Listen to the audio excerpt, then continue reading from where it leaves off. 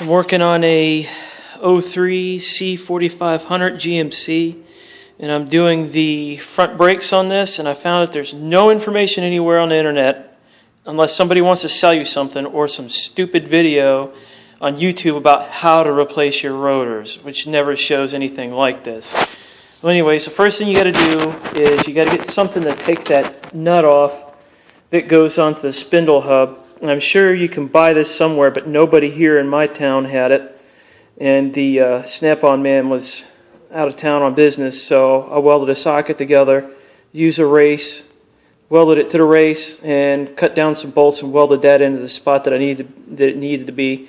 And it worked out. I can torque it and everything. And the other problem I ran into, other than the rotor just being huge, was this reluctor ring for the ABS. What I did was I just took my old beat up 3-jaw puller, put it on there, and used a wheel balancer piece. I guess you could use something else to stick in there. It stuck it on the inner race of this bearing. And since the bearing is up against the race, it'll take all kinds of weight. It's okay if you press up against it.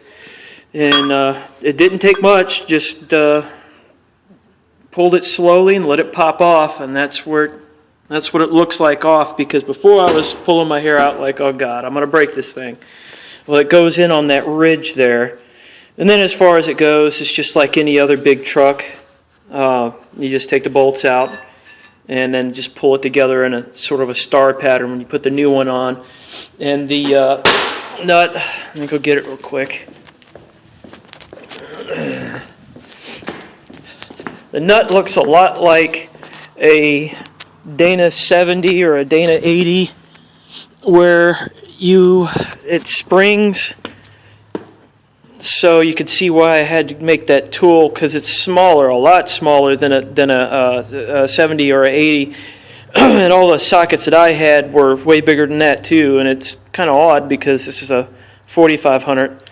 But I imagine that the torque sequence is about the same. I haven't found anything on the internet, and All Data Do It Yourself doesn't have it either. So I'm probably just going to tighten it up to all the slacks of the wheel, tighten it about a half turn or a third turn, back it off, and then tighten it again. Because if you've ever done a rear axle on a 70 or 80 on a 1-ton truck, that's how the procedure goes. So I'm going to do something similar, just torque it a little bit lighter, or a lot lighter actually.